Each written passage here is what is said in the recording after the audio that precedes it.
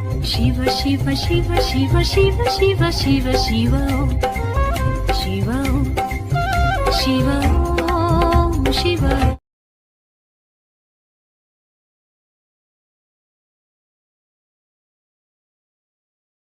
இங்கு கூடியுள்ள நாமக்கல் மாவட்ட ஜோதிடர்கள் அனைவருக்கும் என் முதற்கல் வணக்கம். இன்னைக்கு நான் எதை பத்தி பேச போறேன் அப்படின்னா, ஒரு கிரகம் 3, 6, 8, 12ஆம் இடத்துல மறைஞ்சிச்சு அப்படின்னா என்ன மாதிரி எல்லாம் பரிகாரங்கள் சொல்லி அந்த ஜாதகருடைய வாழ்க்கையை நம்ம வளர்க்கலாம் அப்படிங்கறத நம்ம பார்க்க போறோம். ஃபர்ஸ்ட் 3, 6, 8, 12ஆம் இடத்த நம்ம எந்தெந்த பாவத்தை குறிக்குது அப்படிங்கறத நம்ம இப்ப பார்க்க போறோம். அது பார்த்ததுக்கு அப்புறம் நம்ம பாத்தீங்க அப்படின்னா கிரகத்தை பார்த்தோம் அப்படின்னா நம்மளுக்கு ஈஸியாவே பாத்தீங்கன்னா பலனுங்கிறது புரியும் அப்படின்னு சொல்லிட்டு நான் ஆரம்பிக்கிறேன். 3ஆம் இடம்ங்கிறது பாத்தீங்கன்னா தைரிய வீரிய ஸ்தானம், சகாய ஸ்தானம், காது ஸ்தானம் எனவும் அழைக்கப்படுகிறது. இளைய சகோதரனுடைய கடன் சுமை பாத்தீங்கன்னா தீர்க்கக்கூடிய ஸ்தானம் எனவும் அழைக்கப்படுகிறது. அப்பாவுக்கு தொழில் ஸ்தானம் எனவும் அம்மாவுக்கு தைரிய வீரிய ஸ்தானம் எனவுமே நமக்கு அழைக்கப்படுறாங்க. சோ அதனால இவ்வளவுதான் இந்த 3ஆம் பாவத்துல வருது. 6ஆம் பாவத்துல நம்ம எடுத்துக்கிட்டோம் அப்படின்னா 4க்கு 3ஆம் இடமாக வருவதால் 6ஆம் இடம்ங்கிறது அம்மாவுடைய இளைய சகோதரத்தை பாத்தீங்கன்னா குறிக்குது. திடீர் செலவு, ஆபரேஷன் பண்ணக்கூடிய செலவு எல்லாமே பாத்தீங்கன்னா 6ஆம் பாவத்துல எல்லாம் இருக்கு. அதே மாதிரி அந்த 6ல கேது பகவான்ங்கிறத உட்கார்ந்துருந்தாங்க அப்படின்னா அவங்களுக்கு பயந்த குணம் ரொம்பவே அதிகமா இருக்கும். அப்போ ராகு பகவான் கிரகம் உட்கார்ந்துருந்தாங்க அப்படின்னா அவங்களுக்கு மனசளவுலையும் சரி உடலையும் சரி தைரியம் அப்படிங்கிறது பாத்தீங்கன்னா ரொம்பவே கம்மியா இருக்கக்கூடிய ஒரு இடமா தான் இருக்குங்க. அதே மாதிரி பாத்தீங்கன்னா 5ஆம் இடத்துக்கு 2ஆம் இடமாக வருவதால் பாத்தீங்கன்னா குழந்தைக்கு வாக்குஸ்தானமாக வருதுங்க. இப்போ 8ஆம் இடத்தை பார்க்கலாம். ஜாதகரினுடைய ஆயுள் ஏமாற்ற ஸ்தானம் எனப்படுவது 7ஆம் இடத்திற்கு 2ஆம் இடமாக வருவதால் கணவன் இல்லாட்டி மனைவிக்கு பாத்தீங்கன்னா ஆரம்ப கல்வி ஸ்தானம் எனவும் பாத்தீங்கன்னா அழைக்கப்படுகிறது. அப்பாவுக்கு வெறிய ஸ்தானம் எனவும் அம்மாவுக்கு பூர்வ புண்ணிய ஸ்தானம் எனவுமே நமக்கு பாத்தீங்கன்னா அழைக்கப்படுறாங்க.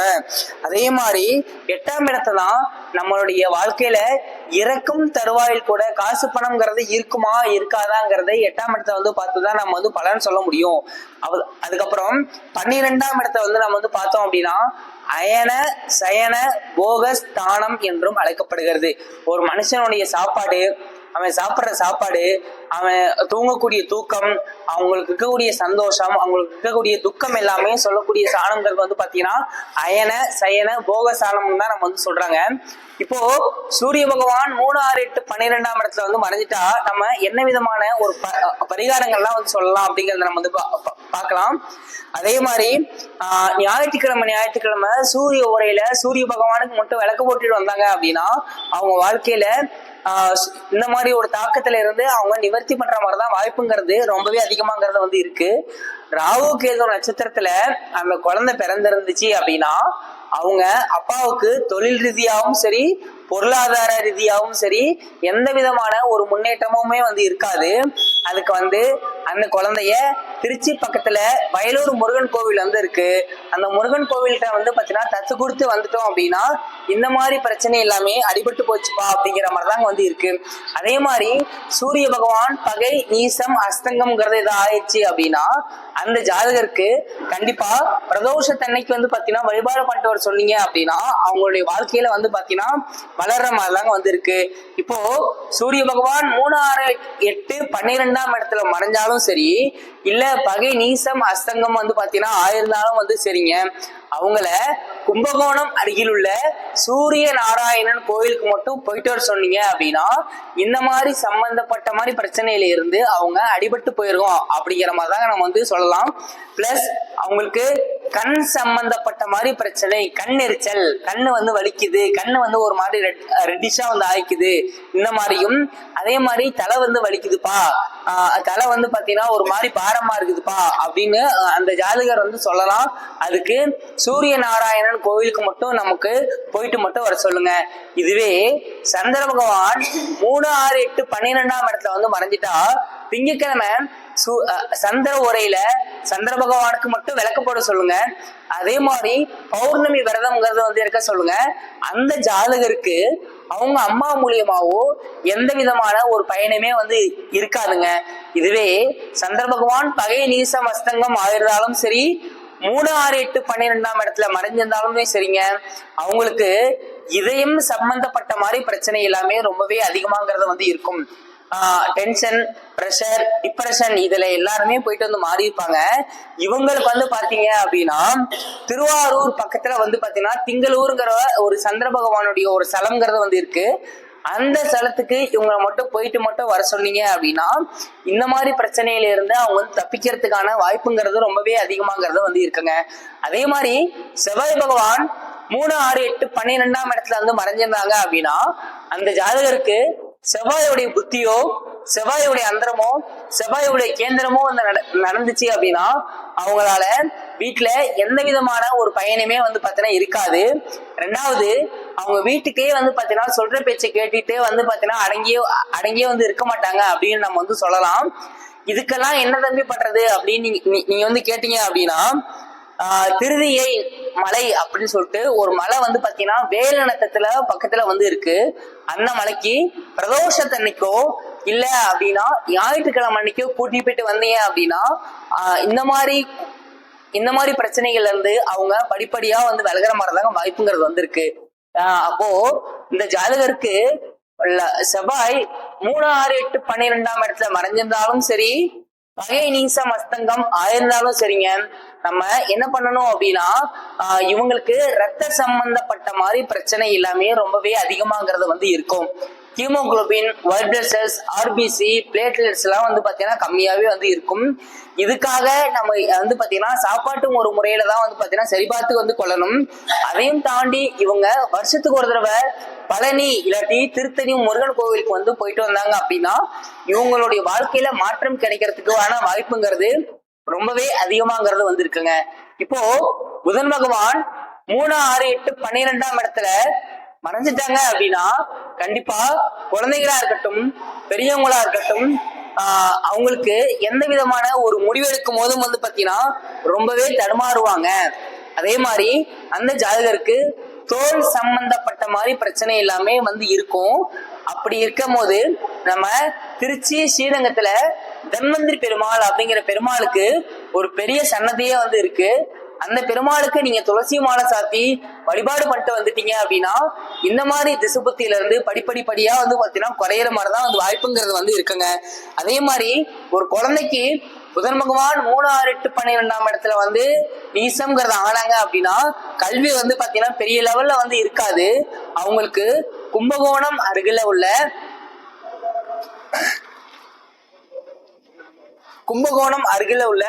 புத்தனூர் அப்படின்னு சொல்லிட்டு ஒரு சரஸ்வதி அம்மனுடைய கோவில் வந்து இருக்கு. அந்த கோவிலுக்கு இந்த குழந்தைய அழைச்சிட்டு போயிட்டு வந்தீங்க அப்படின்னா இவங்க படிப்புல வந்து பாத்தீங்கன்னா மென்மேலும் வளர்ற மாதிரிதான் வந்து வாய்ப்புங்கிறது வந்து இருக்குங்க. அதே மாதிரி இப்போ குரு பகவான் 3, 6, 8, 12ஆம் இடத்துல வந்து மறைஞ்சிருந்தாங்க அப்படின்னா அந்த ஜாதகருக்கு எந்த ஒரு நிலைமையிலுமே சரி ஒரு நல்ல வழிகாட்டி அப்படின்னு சொல்லிட்டு அமையவே மாட்டாங்க. அப்போ காலபுருஷனுக்கு 10வது வீடான மகரத்துல குரு பகவான் நீசம்ங்கிறது இயற்கையாவே ஆகுறாரு.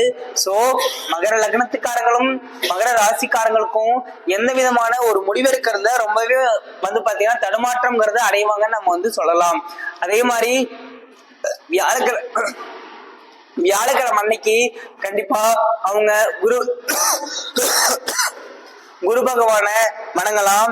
அதே மாதிரி வியாழக்கிழமை அன்னைக்கு சுண்டல் மாலை சாத்தி வந்து வழிபாடு பண்ணிட்டு வந்து வரலாம். இவங்க வருஷத்துக்கு ஒரு தடவை இல்லாட்டி 6 மாசத்துக்கு ஒரு தடவை துறையூர் பக்கத்துல திருப்பட்டூர் அப்படிங்கிற ஒரு பிரம்மதேவனுடைய கோவில் வந்து இருக்கு.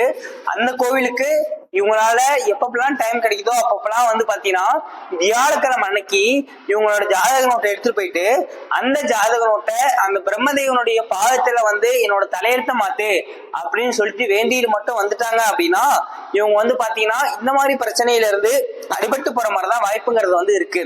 இதுவே ஒரு குழந்தைக்கு குரு பகவான் 3, 6, 8, 12ஆம் வீட்டுல மறைஞ்சிட்டாலும் சரி, அதே மாதிரி பகை நீசம் அஸ்தம் ஆயிருந்தாலும் சரி, அந்த குழந்தைக்கு 7.5 சனி அப்படின்னு சொல்லக்கூடியது வந்து பாத்தீங்கன்னா ஓடினாலும் சரி, எந்த விதமான ஒரு தொழிலையும் எந்த விதமான ஒரு செயலையும் ஆரம்பிச்சாலும் கண்டிப்பா நல்லாவே வந்து பாத்தீங்கன்னா நடக்காது. இதுக்கு வந்து பாத்தீங்கன்னா திரு ஆலங்குடி அப்படின்னு இருக்கக்கூடிய கோவிலுக்கு மட்டும் போயிட்டு வந்து ஆரம்பிச்சாங்க அப்படின்னா ரொம்பவே வந்து பாத்தீங்கன்னா சிறு சிறப்பமா தாங்க வந்து இருக்கும். அதே மாதிரி சுக்கிர பகவான் 3, 6, 8, 12ஆம் இடத்துல மறைஞ்சிட்டாங்க அப்படின்னா அந்த ஜாதகருக்கு பெண்கள் மூலியமா எந்த விதமான ஒரு உதவியும் எந்த விதமான ஒரு லாபமும் வந்து பாத்தீங்கன்னா கிடைக்கவே கிடைக்காதுங்க. ஏன் சொல்றேன் அப்படின்னா சுக்கிர பகவான்னா ஒரு பெண் கிரகம். அம்மாவாகட்டும், சகோதரி ஆகட்டும், நம்ம வாழ்க்கையில சந்திக்கக்கூடிய தோழி ஆகட்டும், நம்மளுக்கு பிறக்கக்கூடிய குழந்தைகளாகட்டும், நம்மளுக்கு அமையக்கூடிய மனைவி ஆகட்டும், இவங்களால இந்த ஜாதகருக்கு எந்த விதமான ஒரு லாபமுமே வந்து இருக்காதுங்க. சோ இவங்க வந்து பாத்தீங்கன்னா ட்ரிங்க்ஸ் ஹேபிட்ங்கிறது ரொம்பவே அதிகமாங்கிறது வந்து வச்சிருப்பாங்க. இவங்களுக்கு கல்லீரல், மண்ணீரல், கணையம், கிட்னி சம்பந்தப்பட்ட மாதிரி பிரச்சனை எல்லாமே ரொம்பவே அதிகமாங்கிறது வந்து இருக்கும். இப்போ சுக்கிர பகவான் 3, 6, 8, 12ஆம் வீட்டுல மறைஞ்சிருந்தாலும் பகை நீசம் அஸ்தங்கம் ஆயிருந்தாலும் சரிங்க, நல்ல மனைவி அப்படின்னு சொல்லிட்டு இவங்களுக்கு அமைய மாட்டாங்க. அப்படியே அமைஞ்சாலும் இவங்களோட வாழ்க்கை சிறு சிறுப்பமா இருக்கிறது ரொம்பவே ஒரு கஷ்டமானதாங்க வந்து இருக்கு. சுக்கிரன் அப்படின்னா ஆடை ஆவரணங்கள் பிளஸ் வந்து பாத்தீங்கன்னா ஆர்ப்பாட்டமான ஒரு வாழ்க்கையை தான் வந்து எதிர்பார்க்கும். இவங்களால அப்படியே இந்த ஆர்ப்பாட்டமான வாழ்க்கைங்கிறது கிடைச்சாலும் கண்டிப்பா அந்த மாதிரி ஒரு வாழ்க்கையை இவங்களால வந்து பாத்தீங்கன்னா வாழவே முடியாது. அதே மாதிரி சனி பகவான் 3, 6, 8, 12ஆம் வீட்டுல வந்து மறைஞ்சிருந்தாங்க அப்படின்னா அப்பாவுடைய தம்பியாலேயோ அப்பாவுடைய அண்ணனாலேயோ, அதாவது அப்பாவுடைய அண்ணனா பெரியப்பா, அப்பாவுடைய தம்பினா நமக்கு வந்து சித்தப்பா, இவங்களால ஜாதகருக்கு எந்த விதமான ஒரு உதவியுமே நமக்கு வந்து கிடைக்காது. இவங்க வந்து பாத்தீங்கன்னா சுய தொழில் அப்படின்னு சொல்லிட்டு ஸ்டார்ட் பண்ணாங்க அப்படின்னா அவங்க வாழ்க்கையில வளர்றது வாய்ப்புங்கிறது வந்து இல்ல. அடிமை தொழிலுக்கு போனாதான் வந்து பாத்தீங்கன்னா வாழ்க்கையில வந்து பாத்தீங்கன்னா கண்டிப்பா வந்து வளருவாங்க. அதே மாதிரி இவங்களுக்கு எலும்பு சம்பந்தப்பட்ட மாதிரி நோய்கள் எல்லாமே ரொம்ப ரொம்ப ரொம்ப வந்து அதிகமாங்கிறது வந்து வருங்க. அதனால இவங்க வருஷத்துக்கு ஒரு தடவை வந்து பாத்தீங்க அப்படின்னா குச்சனூர் அப்படின்னு இருக்கக்கூடிய சனி பகவானுடைய ஆலயத்துக்கு நம்ம வந்து போயிட்டு வந்துட்டோம் அப்படின்னா இவங்களுடைய வாழ்க்கையில கொஞ்சம் மாற்றங்கள் ஏற்படுற மாதிரிதான் வாய்ப்புங்கிறது வந்து இருக்குங்க. ராகு கேது வந்து பாத்தீங்க அப்படின்னா 3, 6, 8, 12ஆம் இடத்துல வந்து மறைஞ்சாலும் கூட பெரிய லெவல்ல பாதிப்பு எதுவுமே வந்து இருக்காது.